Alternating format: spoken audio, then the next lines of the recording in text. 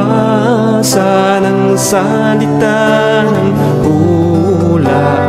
Mapalad ang nakikinig at tumutupad.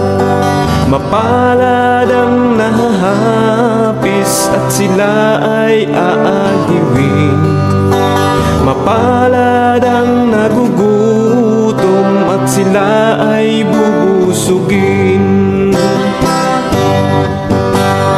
Ang magtiis hanggang sa wakas, sila lamang ang maliligtas.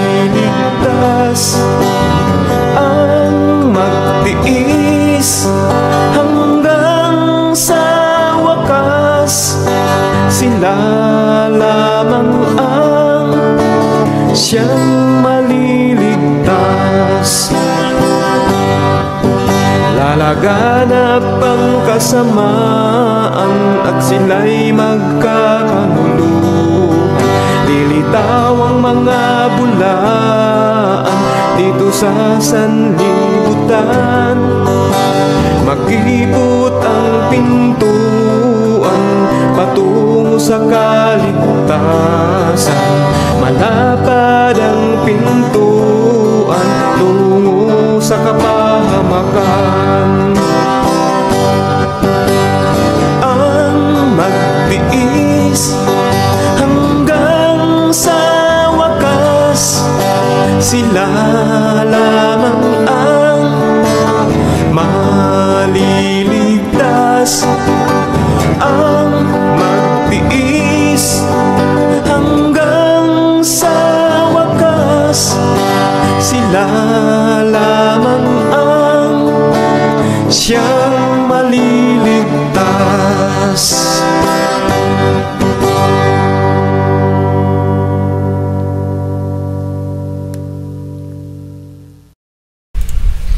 Hello po, isang magandang umaga sa inyong lahat mga kapatid at mga kaibigan.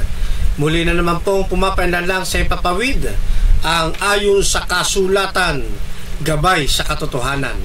At ngayon po ay sumandali po nating pag-aaralan ang issue patungkol po dito sa serpent seed. Naniniwala po ng buo ang inyong malit na lingkod kay Kristo na ang serpent seed doctrines ay hindi po turo ng Biblia. Bago tayo tuluyang pumalaot mga kapatid, inanyayahan ko kayo na tayo ay sumandaling manalangin. Let us pray. Maraming salamat po Amang Banal sa inyong patuloy na pag-iingat, at ngayon ay darako naman kami sa isang masinsinang pag-aaral upang ibunyag ang mga maling aral at maituro ang mga katotohanang nagmumula sa inyo. Binabalik namin ang aming paglulahati at papuri, ganun din po ng aming hiling na pangasiwaan niyo po ang programang ito sa pangalan ng aming Panginoon Jesus. Amen.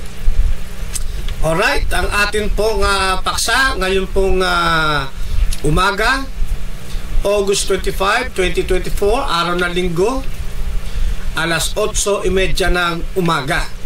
Ang serpent seed doctrines ay unbiblical. Opo, tama po ang inyong narinig mga kapatid, hindi po turo ng Biblia yun pong katuruan tungkol sa serpent seed. Ngayon, marami ang ipinaglalaban ang doktrinang ito.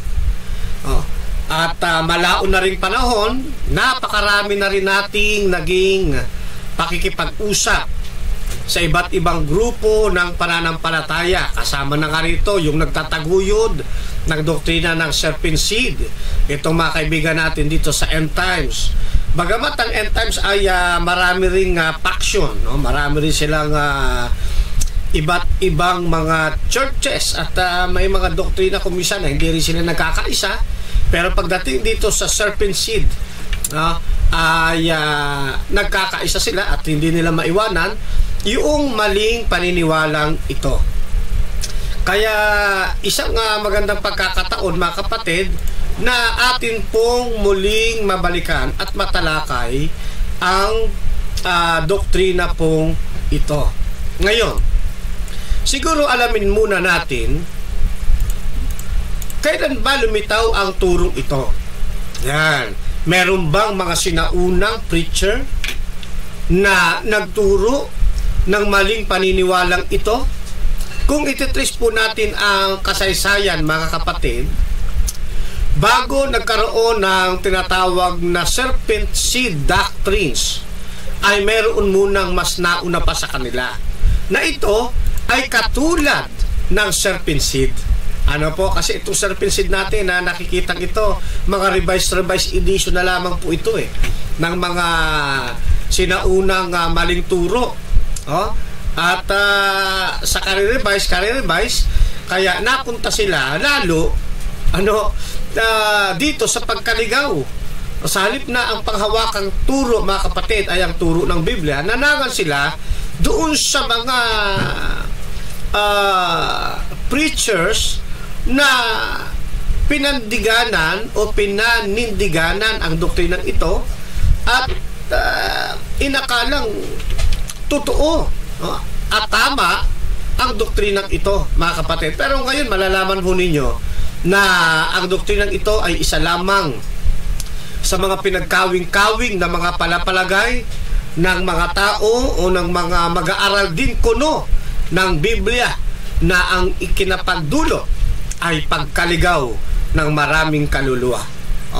Noong 100 to 160 AD, sa pamamagitan ni Valentinos, ipinromote niya o itinuro ang doktrina na kahawig ng doktrina ng serpent seed. Ano po? Dito sa Wikipedia, makikita po ninyo, sabi rito, sa panahon ni Valentinos, promoted a doctrine which is similar to the serpent seed doctrine because it states that Eve mate with the serpent and produce Cain.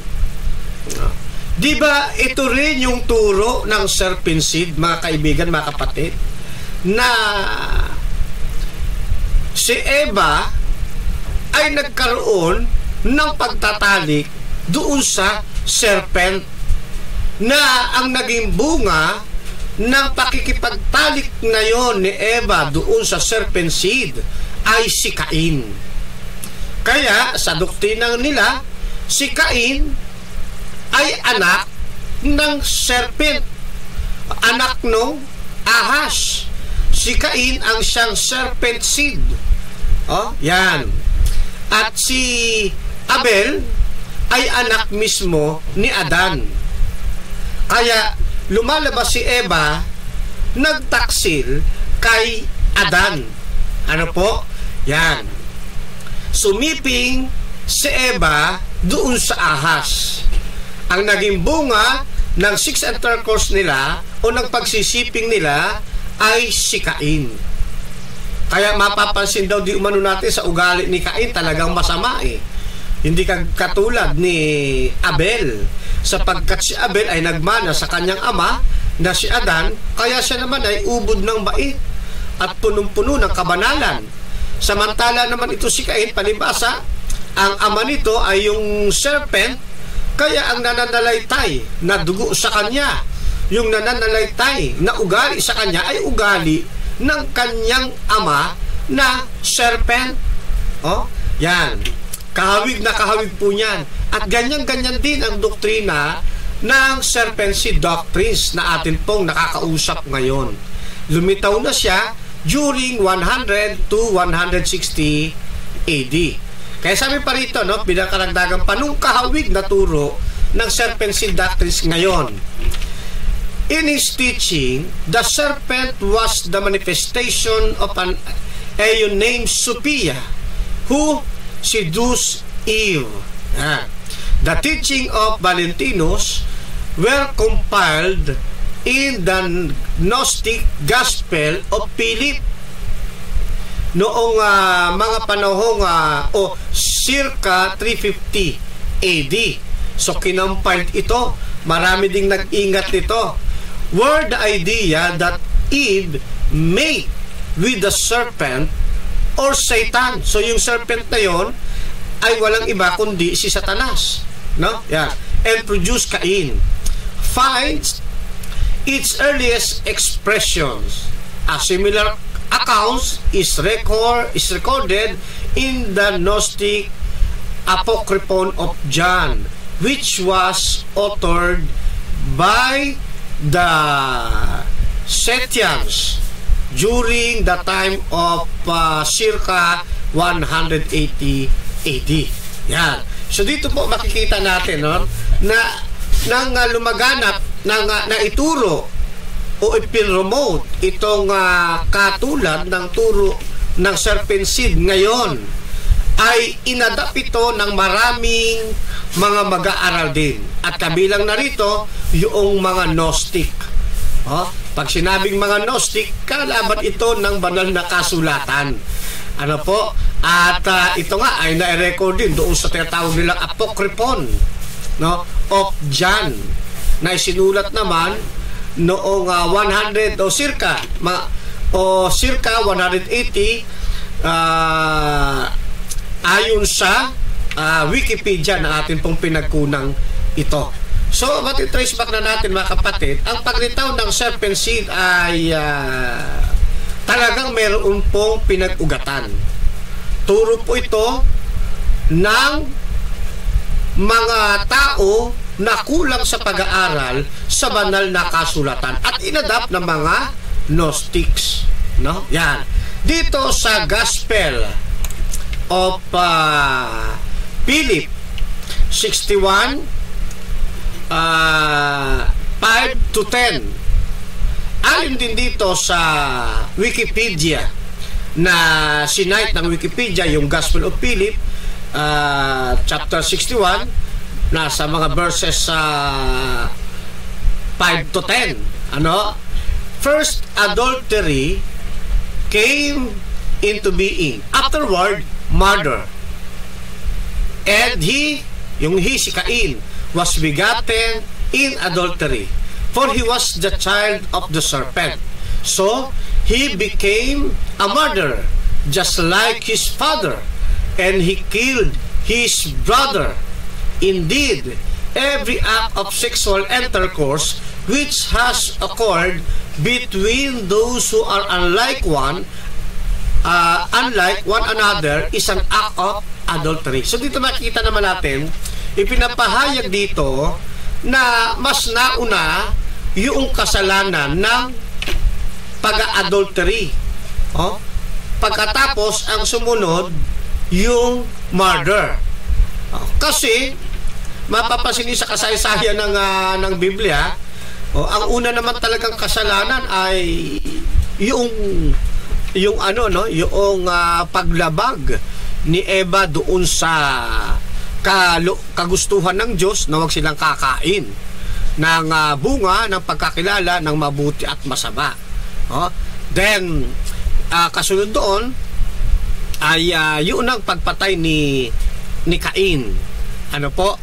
Pinatay ni Cain yung kanyang kapatid na si Abel.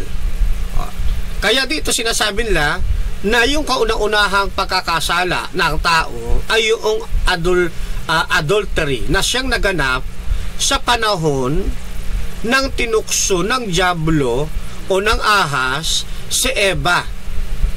At si Eva nagkaroon ng pakikipag-ugnayan o pakikipagtalik kay Satanas o doon sa diablo, sa ahas. At idinidiin, ang naging bunga ay si Cain. At kuhang-kuha ni Cain yung karakter nung serpent o nung diablo. Ano ba karakter nung serpent? Ang wika doon sa isang talata, hindi ba? Siya anya'y mamamatay tao mula pa ng una. Kaya si Cain, bilang anak ng serpent, mamamatay tao. At ang katunayan, pinatay niya si Abel.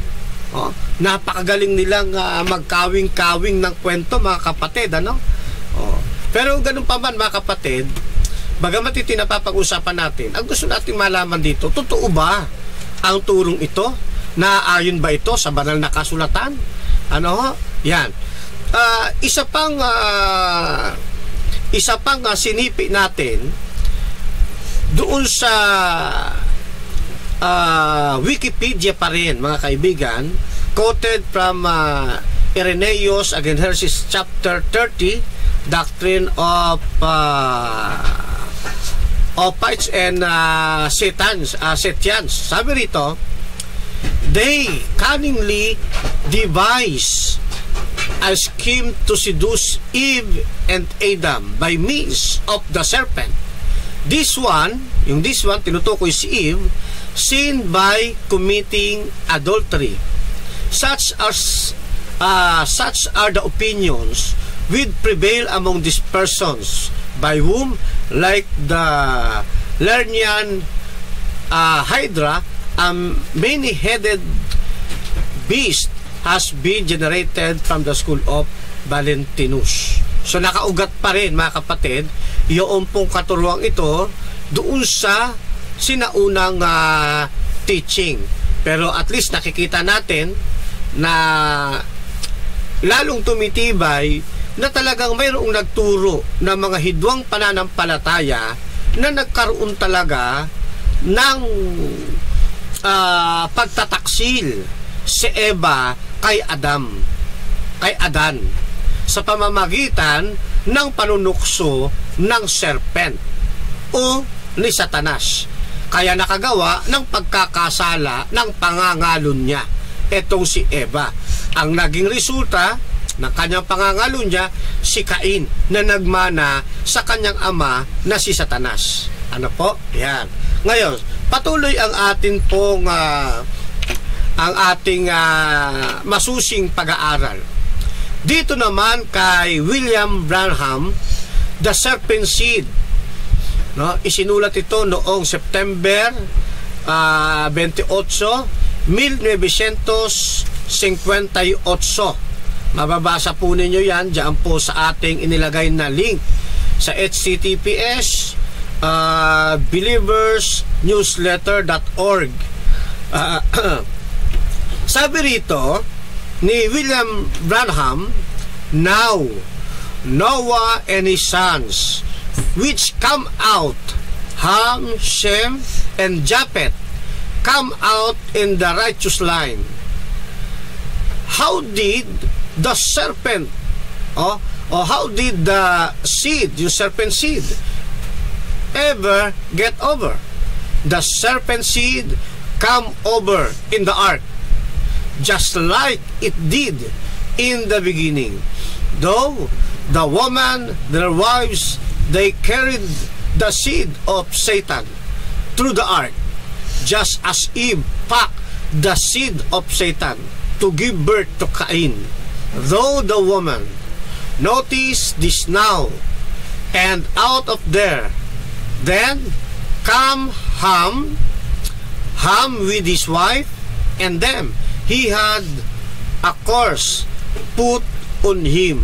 So dito naman ipinaliliwanag ni William Branham na nung nagkaroon ng bahanggunaw sa panahon ni Noe, dinali po lahat ng mga taong hindi nakasakay doon sa arka ni Noe. Pero yun daw pong serpent seed ay hindi po kasama na namatay doon sa bahanggunaw, kundi ito ay naruroon din sa mga taong doon sa mga asawa ng mga naging asawa nila Ham, Shem, and Japheth. Nananalaytay sa kanila yung dugo ng serpent seed.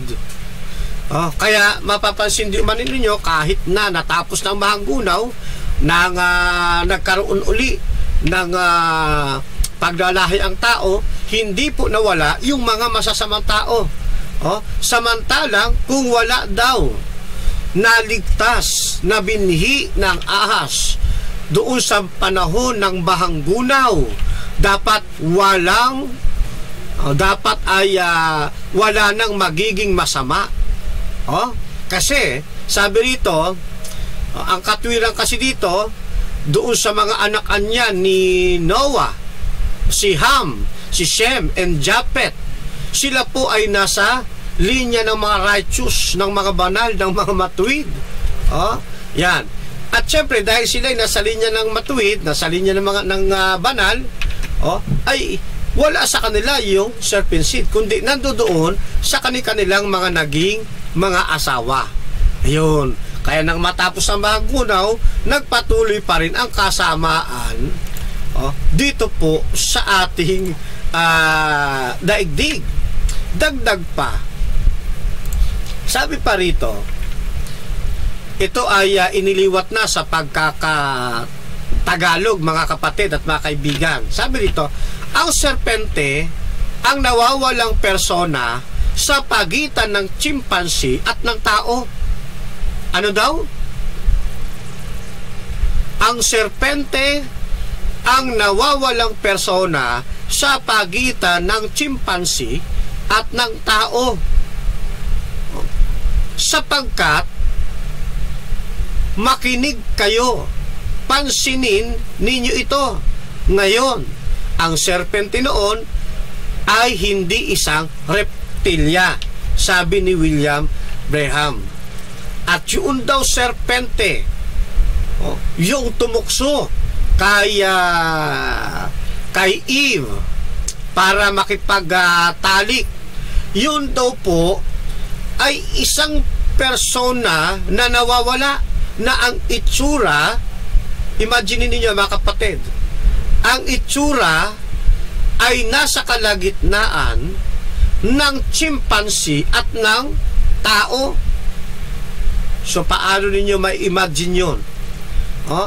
Yung serpent, ang kanyang itsura ay nasa pagitan o nasa gitna ng chimpanzee at ng tao.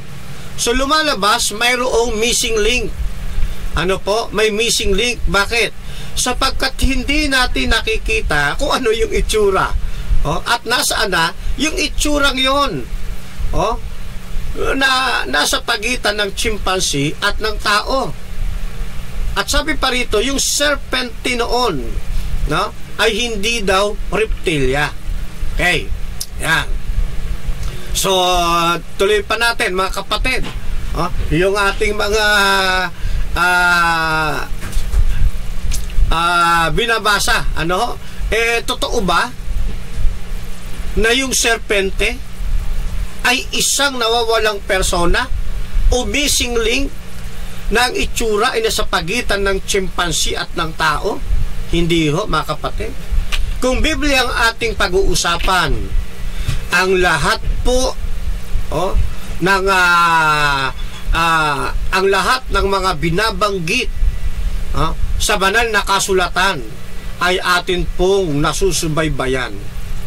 Pero ito pong ipinakikita nila na turo ni William Branham na yung serpent ang itsura ay sa pagitan ng tao at ng chimpanzee ay mali po, mga kapatid.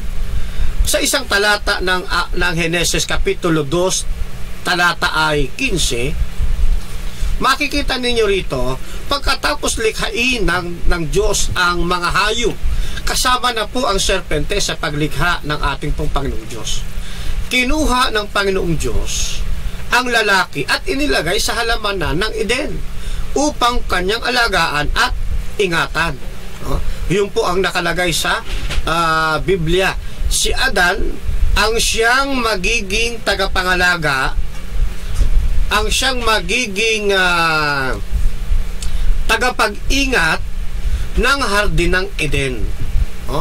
Sa turo naman ni William Branham, sa pagpapatuloy natin, sabi rito, ang serpenting ito na siyang nauna, ulit, ang serpenting ito na siyang nauna natin, ilarawan natin siya ngayon, isa siyang malaking nilalang. Nasa pagitan siya ng chimpanzee at ng tao. Ang serpente ang diablo, si Lucifer, alam niya na iyon lamang ang dugong maaaring humalo sa dugo ng tao. Oh? So, nakikita nyo dito, pinagdudugtong nila mga kapatid, yung paglalahi. Yung paglalahi. Pinagdudugtong nila. Oh? Kasi, ang pwede lang makapag-produce ng binihi kay Eva, dapat halos kapareho niya ng DNA. At mangyayari lang ito sa pamamagitan nung tinatawag nilalang na ang itsura ay nasa pagitan ng chimpanzee at ng tao. Yan. So dito nila inililing. Pero mga kapatid, mga kababayan, wag po kayong pakaliligaw ha. Ito po ay isa lamang haka-haka o mga kwento ni Lola Basyang na kanila pong pinaniwalaan. Kailanman mga kapatid, ang DNA ng tao ay hindi pwedeng humalo o magkaroon ng pagpuproduce doon sa ibang hindi niya kauri ng DNA. Very unique po yan na nilikha ng ating Panginoon. Kaya kung totoo man, sabihin na natin, for the sake of argumentation, pero hindi tayo kumbinsi doon na totoo yun mga kapatid sabihin na natin talagang merong nilalang na nasa pagitan ng chimpanzee at ng tao. Pero hindi pa rin ito tutugma sa DNA ng tao kasi hindi siya pure na tao. Kaya yung DNA niya hindi pa rin matatanggap ng DNA ng tao para makapag-produce ng tao. Di po ba? Ito pa isa pang point. Sabihin ulit natin for the sake of argumentation. Dapat si Cain, dapat ang itsura niya rin, dapat yung itsura niya ay nasa pagitan naman ng serpente at ng tao. Dapat ganun din ang kanyang magiging itsura. Kasi yung serpente, di ba, nasa pagitan siya ng chimpanzee at ng tao. So dapat ang magiging itsura ni Cain at ang kanyang magiging DNA dapat nasa pagitan din o pinaghalong serpente at ng tao. Pero walang natalang ganun sa kasaysayan. Kasi sabi nila sa panahon ng Bahanggunaw, hindi lahat nalunod, hindi lahat namatay. Mayroong serpent seed na naligtas doon sa daong. At kung totoo yan, kung totoo ito, dapat sa panahon natin ngayon, marami pa rin namang masasamang tao dapat sa panahon natin ngayon, may mga lumalabas dapat na mga pinaghalong DNA ng ahas at ng tao. Di ba? Pero bakit walang nakikitang ganun sa tao? Lagi ang nakikita lang, pareho ng DNA sa tao pa rin. Walang na ibang DNA. Bakit? Hindi kasi pwedeng haluan ng ibang DNA yung DNA ng tao para makapag-produce ng panibagong tao. Kaya hindi totoo yung doktrinang ito. Ito po ay isa lamang kwentong barbero na inagos ng panahon hanggang sa nakarating sa panahon natin ito na pinindiganan naman ni William Branham. Tuloy pa natin. Sabi rito ni William Branham, ngayon, masdan ninyong maigi ang napakalaking nilalang na ito.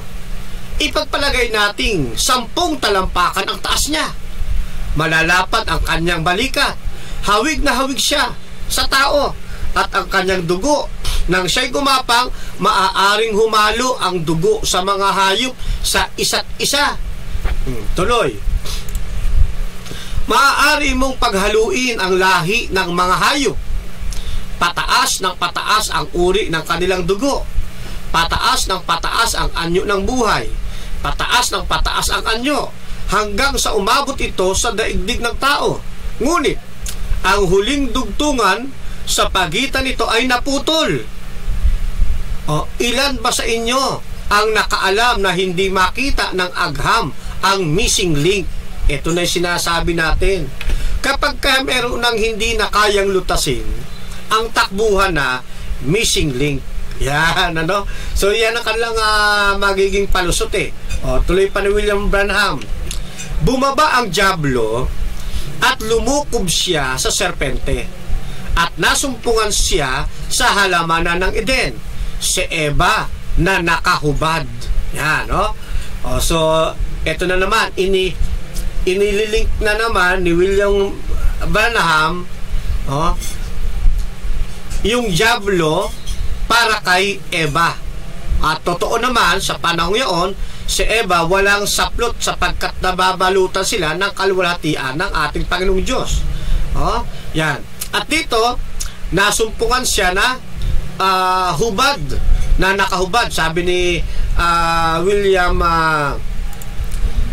Branham. Ngayon, mga kapatid, gusto ko malaman ninyo na imposibleng sex o pakikipagtalik ang orihinal na kasalanan ng tao. Bakit? Sapagkat sa tala ng banal na kasulatan, alam natin ang unang pagkakasala na ginawa ni Eva ay ang pag-iimbot. Yung paglabag sa prinsipyo ng Ten Commandments, sa isa sa mga prinsipyo ng 10 utos. Pinag-imbutan ni Eva yung pong prutas ng pagkakilala ng mabuti at masama.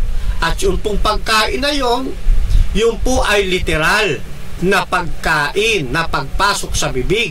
Hindi po yun isang simbolo tungkol sa pakikipagtalik. Yan. Pansinin ninyo, ating hihimay-himayin ang banal na kasulatan. At kinuha ng Panginoong Diyos ang lalaki at inilagay sa halamanan ng Eden upang kanyang alagaan at ingatan. Talatang 16 ng Kapitulo 2, at iniutos ng Panginoong Diyos sa lalaki na sinabi, sa lahat ng punong kahoy sa halamanan ay makakakain ka na may kalayaan. Datapwat sa kahoy ng pagkakilala ng mabuti at masama ay huwag kang kakain, sapagkat sa araw na ikaw ay kumain niyaon, walang pagsalang mamamatay ka. Ayon sa turo ng mga serpent seed, yun daw pagkain ni Eva, yun daw ay akto ng pakikipagtalik. Ito ay kinuhang termino para ilarawan ang pakikipagtalik, yung salitang kinain ni Eva. Yan. Ngayon, kung yung salitang pagkain ay sumisimbolo o tumutukoy sa pakikipagtalik o pakikipag-sex, lalabas dito ayon sa context. Kung gagamitan po ninyo ng exegetical explanation o ng pag-aaral, lalabas dito na sabihin ng ating Panginoon doon sa talatang 16, at inutos ng Panginoong Diyos sa lalaki na sinabi, sa lahat ng punong kahoy sa halamanan ay makakakain ka na may kalayaan. Lalabas kung yung pagkain ay tumutukoy sa pakikipagtalik o pakikipag-sex, lalabas na iniutos pala ng ating Panginoong Diyos kila Adan at Eva na si Adan ay pwedeng makipagtalik sa lahat ng punong kahoy sa halamanan na may kalayaan. Yun ang lalabas nun. Kasi yung makakakain, yung pagkain, makakakain, kain, ayon sa mga serpent seed, yan ay tumutukoy sa pagtatalik.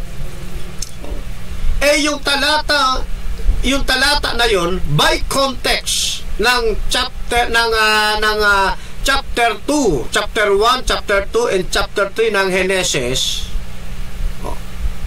yung pagkain na yun literal, hindi tumutukoy sa sex intercourse. Kasi nga lalabas dito, papalitan mo lang naman yung salitang makakain ng pakikipagtalik, di ba? Kasi yun ang tinutukoy di umano nito O di lalabas dyan, sa lahat ng punong kahoy sa halamanan ay makakapag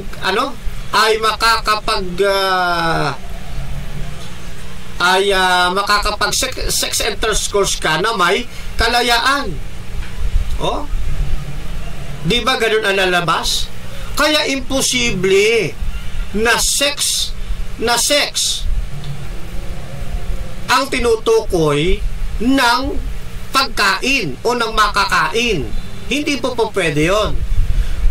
Ngayon, hindi rin po pwede na yung isang salita ipantutukoy, halimbawa yung salitang at kinain na Eva, ipantutukoy mo sa sex intercourse, tapos yung iba namang termino nakahawig nito ay hindi mo ipantutukoy doon. Ang tawag dyan ngayon, fallacy of proof testing. Sinusubukan mo na ngayon baguhin yung kahulugan ng tunang mensahe. Yan.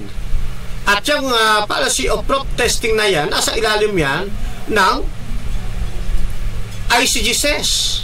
Pinasusunod mo na ang Biblia sa gusto mong mangyari. Hindi ganun ang pag-aaral ng kasulatan.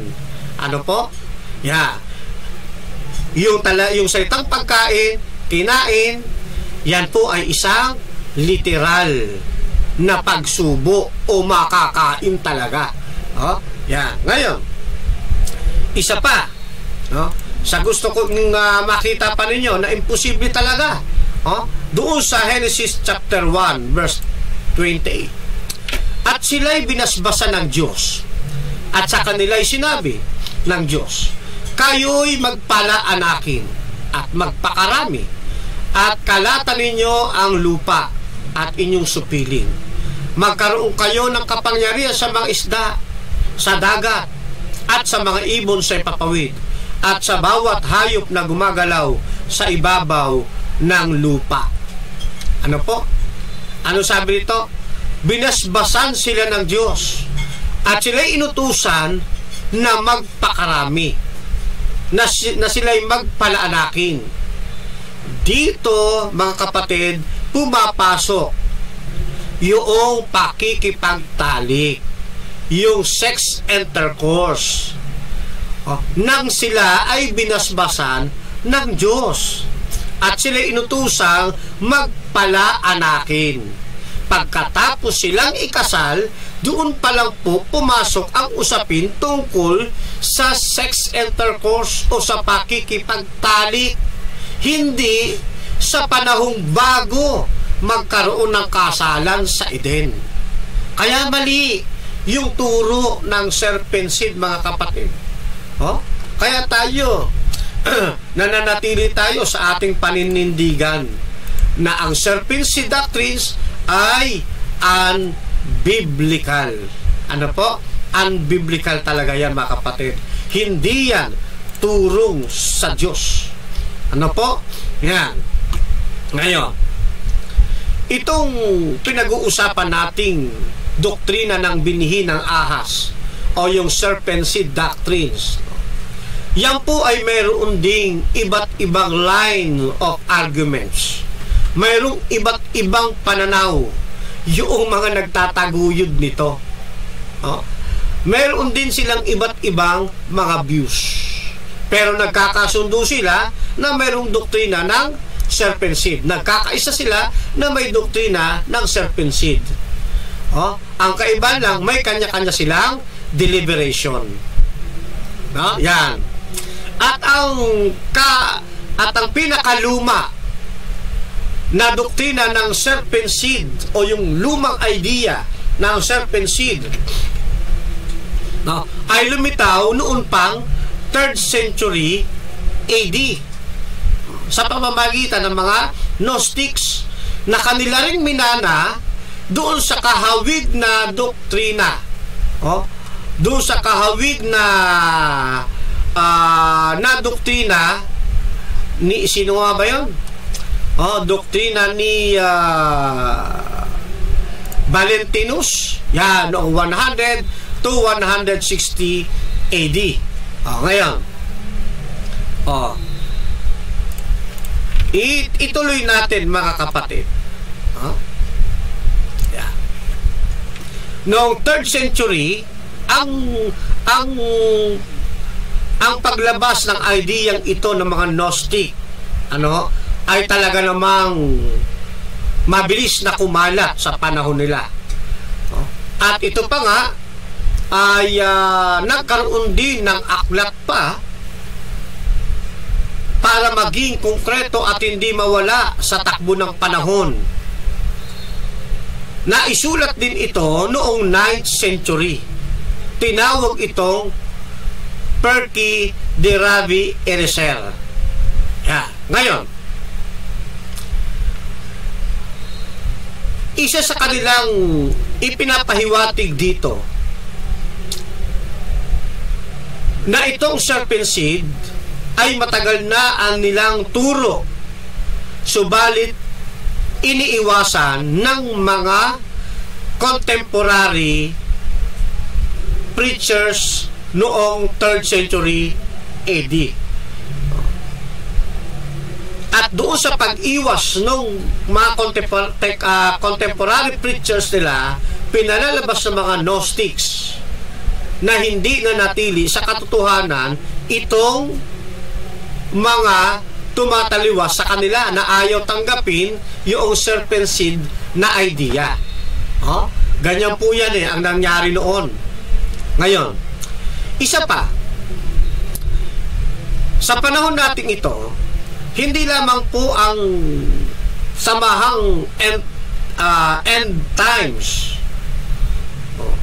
na siyang naturuan ni William M. Branham ng doktrina ng serpent seed. Hindi lang sila ang mayroong doktrinang ito. Ito po ay itinuro din at sinusuportahan ng iba't iba ring mga kulto, katulad halimbawa ng Unification Church na kilala natin sa tawag na Moonies, na ang naging punong tagapangaral nila ay si Sun Myung Moon noong 1920, di ba? Hanggang 2012. Yan. Isa sila sa sumusuporta sa doktrina ng serpent seed. Kaya lang, mayroon lang ibang version itong si Sun Myung Moon. Yan.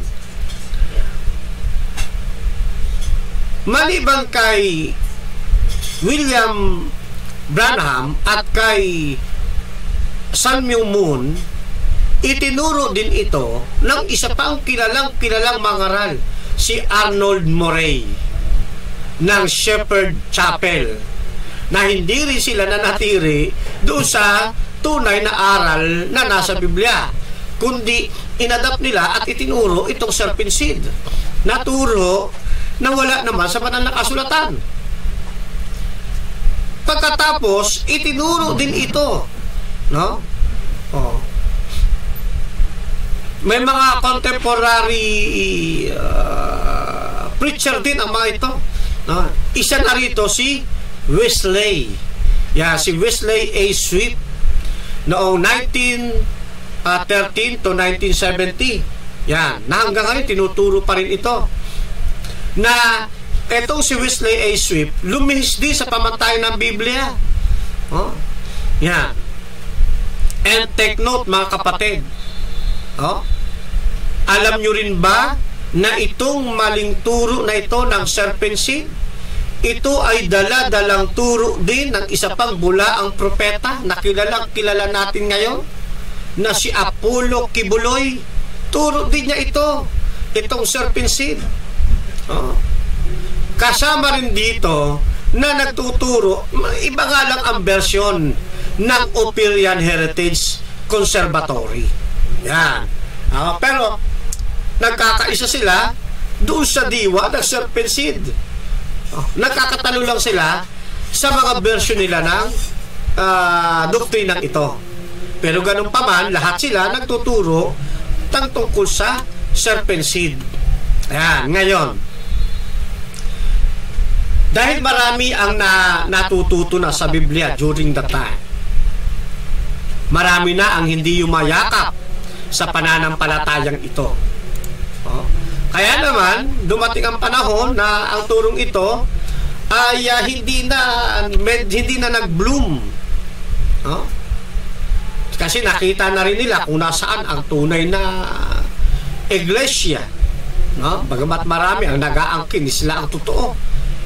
Ngayon, dito sa Wikipedia, sabi rito, during the 19th century, the serpent seed doctrine was revived by American religious leader who wanted to promote white supremacy.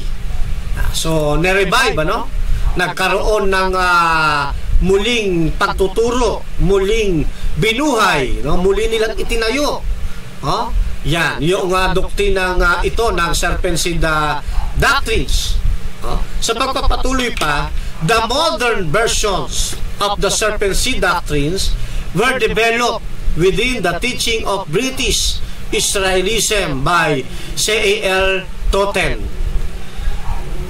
ng 1851 to 1908 and Russell Kelso Carter ng 1849 to 1928.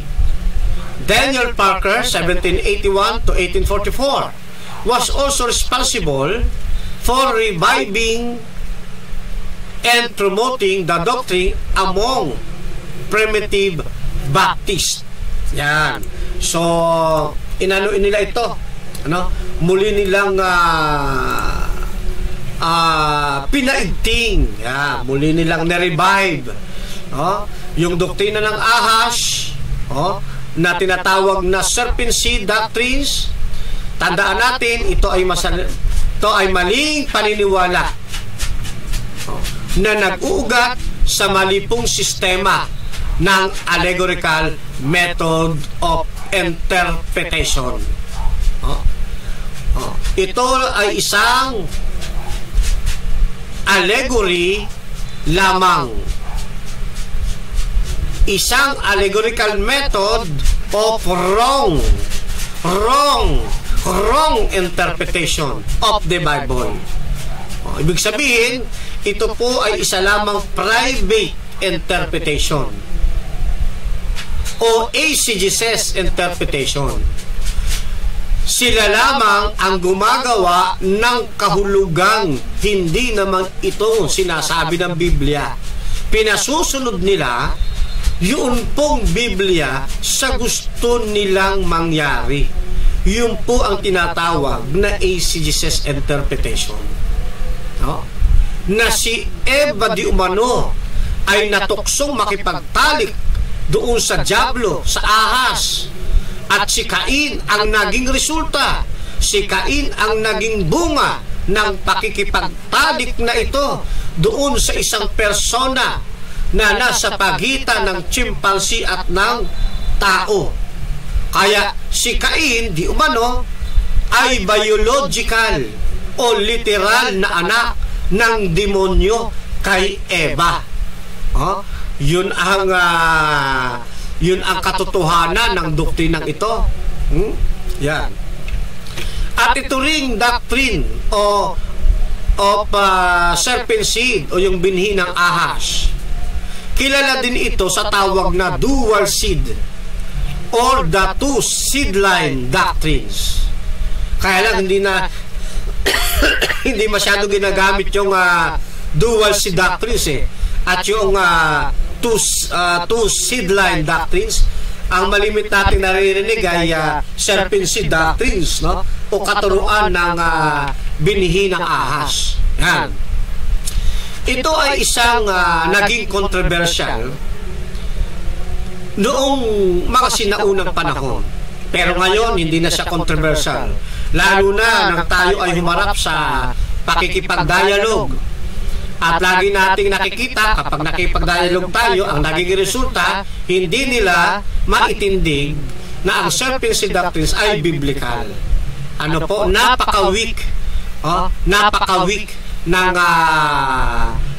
katuroang ito. At dito, naaawa ko doon sa mga membro ng ating mga nailigaw na mga tagapagturong ito, sapagkat yung kanilang mga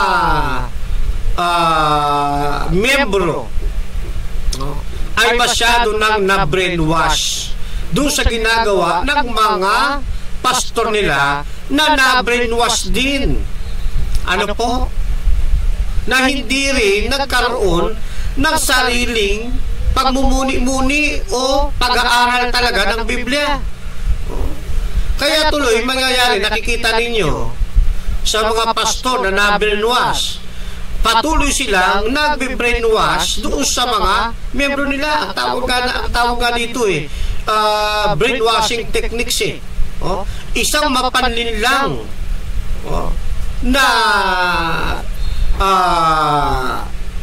ano ba to? Isang mapanlin lang na gawain o pangangaral upang malason ang isipan ng kanilang mga tagapakinig.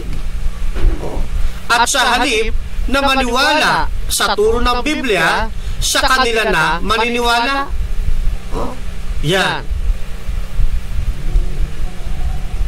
At ang ginagawa nilang pag-aaral sa halip na tuntunin ang katotohanan, nagiging subjective lang po sila. Ang kanilang kinikilingan, yung sarili lang nilang pagkaunawa, yung gusto lang nilang ituro. Ayaw na nilang tingnan yung mga views, yung mga teaching ng iba pang sumasalungat sa doktrinang ito. Kaya makita ninyo, paulit-ulit na natin, paulit-ulit tayo nakikipag-dialogue. Pero yung mga pastor nila talagang matitibay pa rin. Hanggang ngayon, yan pa rin ang paniniwala. At patuloy sa pag-aaral. Subjective nga lang. Binabaluktot nila yung tunay na interpretasyon na nasa Biblia. Tulad na sinasabi ko, pinasusunod nila ng gusto yung Biblia doon sa gusto nilang turo. At ginagawa nila itong exegesis techniques na ito sa pamamagitan ng paglalapat ng kanilang mga pinagkawing-kawing na mga allegorical approaches o paglalapat ng mga spiritual meaning doon sa mga bagay na literal. Nilalapatan nila ng spiritual meaning yung mga bagay na nasa literal approach. Na hindi naman dapat gawin. Kaya nga, kung tawagin itong serpent seed, kung tawagin ko ito, isang uri ito ng fallacy. Ad nauseam fallacy. At isa rin itong propaganda fallacy na hindi po dapat ang kilikin ng sinumang mag-aaral ng banal na kasulatan. Tandaan po ninyo mga kapatid, isa po yung spurious doctrines. Hindi po yan turo ng banal na kasulatan. So dito muna natin tatapusin ang atin pong ginawang pag-aaral. Nakaisang oras na rin tayo. Di sa susunod po, dadagdagan pa natin ang paghahalungkat at pag-aaral ng atin pong nabuksang paksa ngayon. Ito pong serpent seed doctrines. Hindi po biblical ang serpent seed doctrines. Kaya kung kayo po mga kababayan ay natuturuan o kayo ay nasa panig ng pananampalatayang nagtataguyod ng serpent seed doctrines, kayo po ay aking inaanyayahan na umalis na po kayo sa pananampalatayang yan, sapagkat hindi po yan ang turo ng banal na kasulatan. Manangan po tayo sa turo ng Biblia. At kung nais po ninyong lumago sa pag-aaral ng Biblia, narito po ang inyong maliit na lingkod kay Kristo, Brother Fernando B. Camacho Jr. ay willing na magturo sa inyo ng mga turong na aayon sa banal na kasulatan. Inaanyayahan din namin kayo sa aming mga kapilya. Bukas po ang mga yan sa tuwing sasapit, ang Merkulis ng gabi, alas 8 hanggang alas 9:30. Ganon din po sa gabi, araw ng Friday sa gabi, pwede kaming pasyalan sa aming mga kapilya.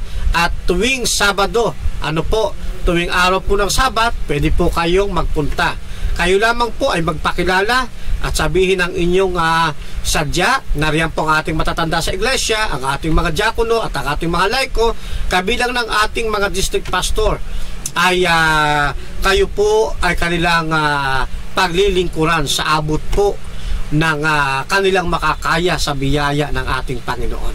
Ano po? So mga kapatid, ay muli nating ibalik ang ating papuri at ang ating pasasalamat sa ating Panginoong Diyos sa pamagitan ng ating pong panalangin. Let us pray po.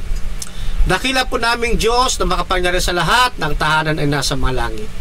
Maraming salamat po sa inyong pamamatnubay sa amin pong isang oras na ginawang pagsasaliksik. Umaasa kami na ang amin pong napag-usapan ngayon, ang aming napag-aralan, ay hindi po maiuwi sa wala, kundi may mga kaluluwa na makaunawa na siyang lalapit sa inyo pong banal na paanan at magtatamasa ng buhay na walang hanggan. Muli po amang banal, ang aming pong pasasalamat sa inyo, ang aming pagluwalhati, gayon din ang aming papuri ay patuloy naming ibinabalik sa inyo sa pamamagitan po ng makapangyarihang pangalan ng aming Panginoong Hesus. Muli po mga kapatid, isa pong mapagpalang umaga yan sa inyo pong lahat, Adventist man o hindi Adventist, kayo po ay welcome sa programang ito ng Ayon sa Kasulatan. Ayan, muli po nagpapaalam sa impapawid ang inyong malit na lingkod kay Kristo, Brother Fernando B. Camacho Jr., isa pong ordinaryong membro ng Seventh-day Adventist Church at isang bagitong apologist na laging tumitindig sa panig ng katotohanan at laging naghahayag at gumigiba ng mga maling aral. Ano po? Samahan po ninyo ako muli sa masusunod nating pag-aaral. Hasta la vista! Viva el Señor! Viva Adventista del Septimo Dia! Chokbok Hamnida Mispa sa inyong lahat, mga kapatid.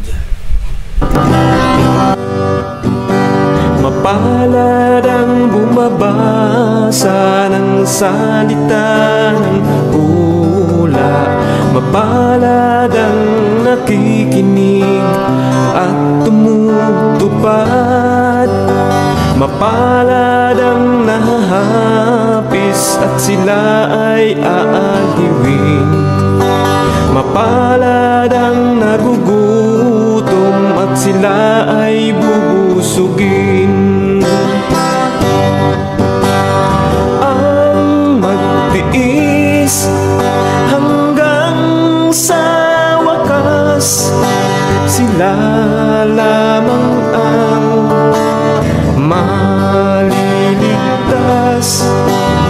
Ang magtiis hanggang sa wakas, sila lamang ang siyang maliligtas.